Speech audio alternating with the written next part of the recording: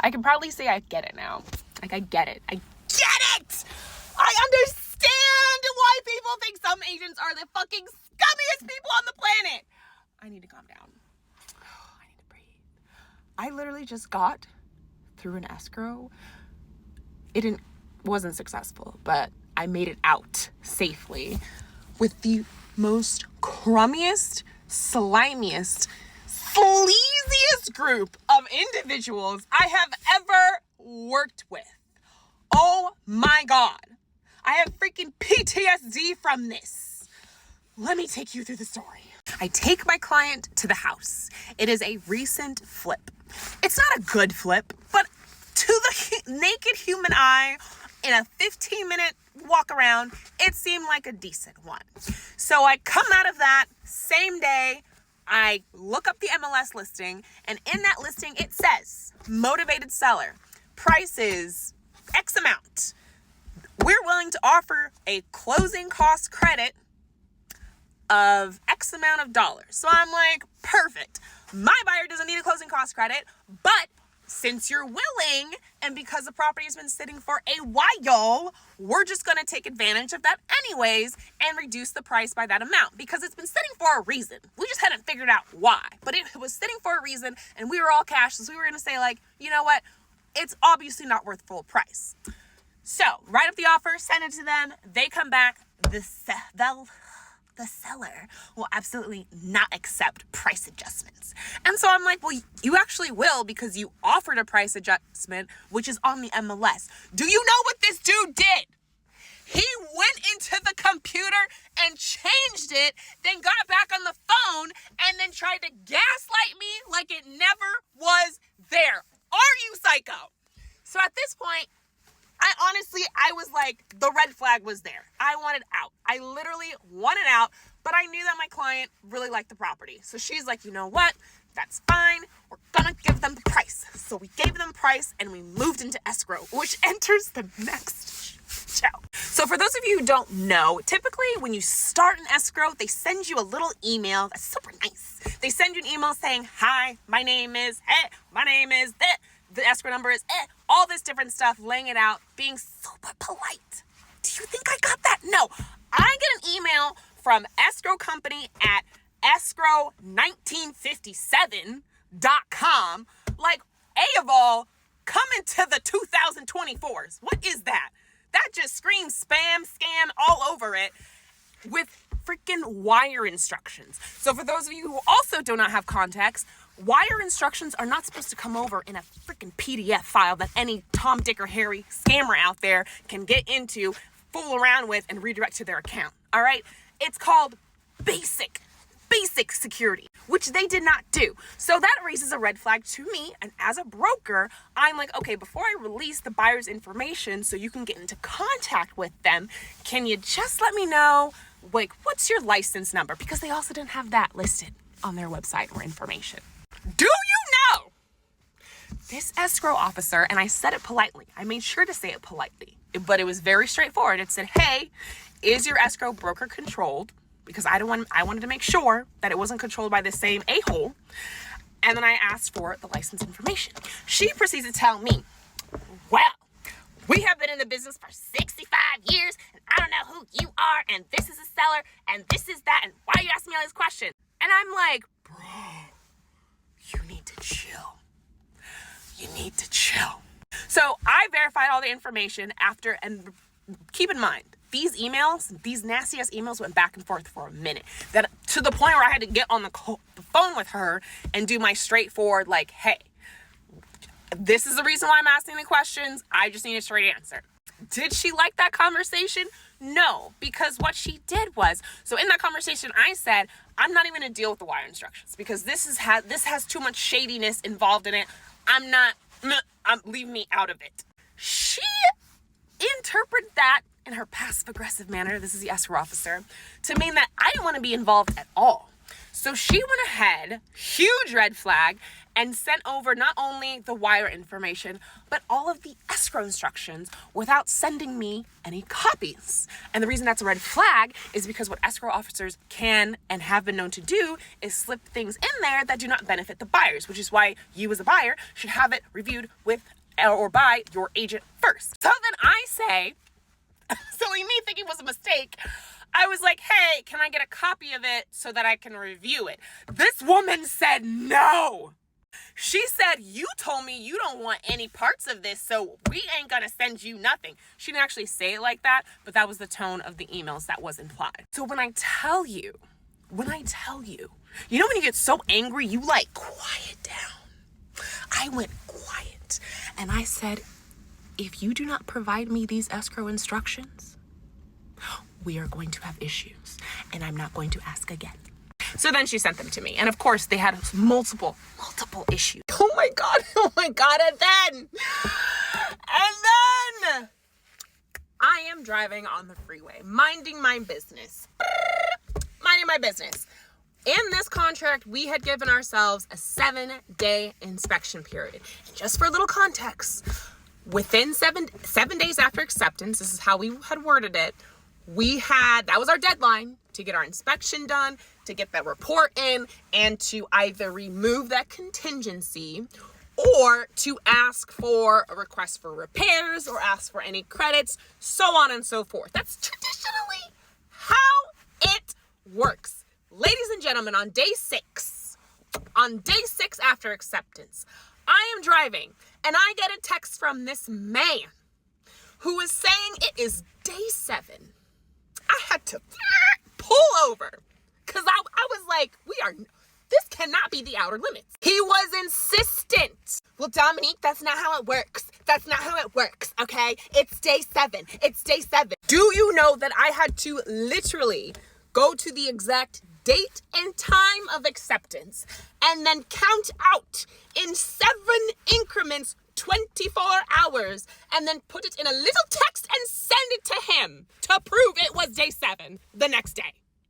Which this man still wanted to fight until I mentioned that I would have a call with his broker because it didn't make sense.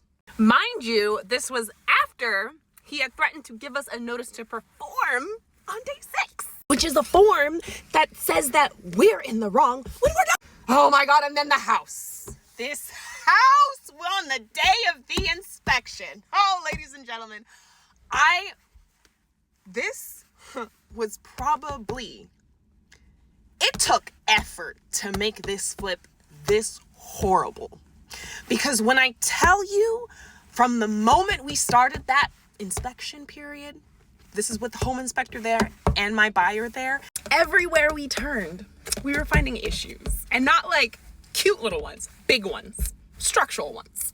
First of all, when I got there early, I'm running, I went to the bathroom, I'll just be honest. I went to the bathroom, flushed the toilet, washed my hands, finish up, we're good. Next thing I know, there is a sound. I kid you not. Coming from the back of the house. And I'm like, what the fuck is happening? I'm sorry. What is happening? I go to the back of the house. The water heater is flooding. It is flooding.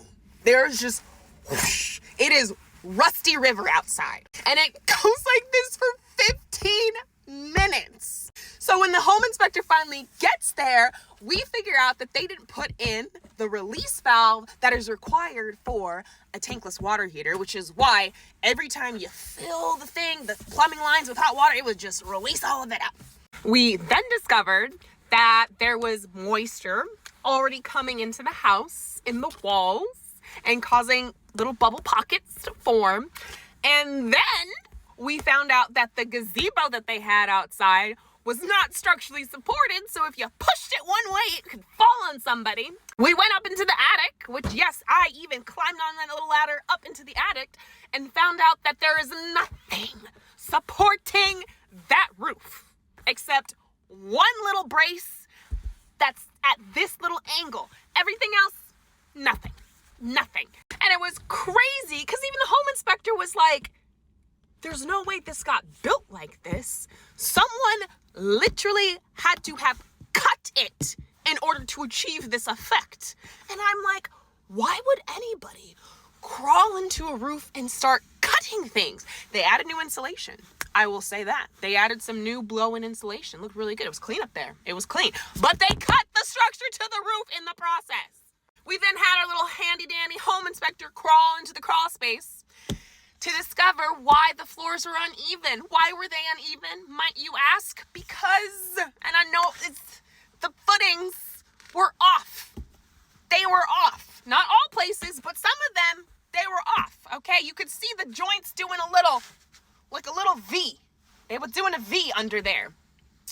Oh God, what else? It was like, this house literally wanted like love and attention that it never got. It was like some freak nature scientific experiment that was like, please kill me or help me. And I felt bad for the house. So then we discovered, oh my God, we finally got into the garage, because the first time we had toured the property, they didn't provide keys to the garage, and I kind of know why. We get into the garage. One wall is doing this. The other wall is doing this. Another wall is going, heh. It was like crazy. It was literally crazy. And then, insult to injury, apparently, like, you could literally walk on parts of that foundation floor and like feel like you were walking on plastic. So what they had done was they had poured a thin layer of concrete over what I'm assuming was a crappier looking layer of concrete, but they didn't even do it correctly. Because not only was it miscolored and the cream of the concrete coming through the top, but it was like in some parts it wasn't even attaching to the original concrete. Literally, it was tens of thousands of dollars of work. Easily. So what did we do? We have the home inspection report drawn up with all these findings. We sent it to them. We asked for a price reduction because there's no way we're going to pay full price for a house that literally is not up to code and could not withstand the weight of a frisbee on the roof at this point. That is an exaggeration. I'm pretty sure it could withstand the weight of a frisbee, but it was not structurally supported. So it could have handled a lot.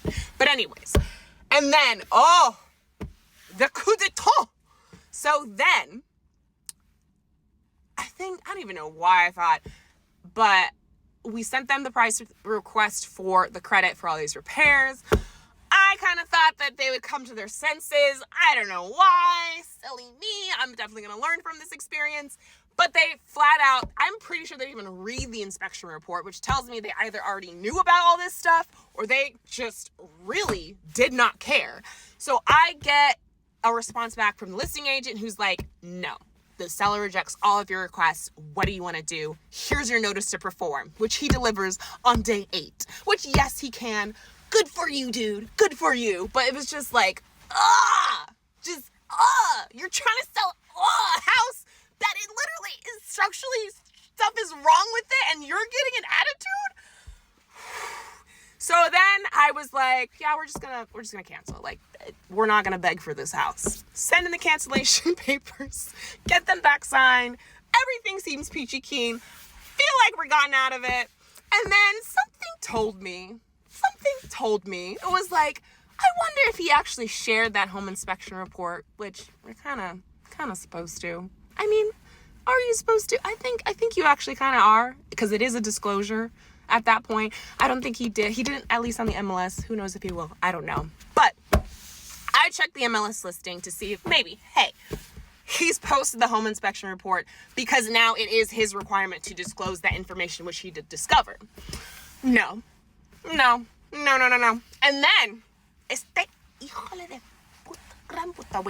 this man had the audacity to write into the MLS, fell out of escrow because of the buyer's absurd request. I mean, sir, what is absurd? You had a house that can't even hold itself up. Are you kidding me? Ah! Oh my God. I'm sorry. I just had to share this story. I had to get it out. I had to get it out. But okay.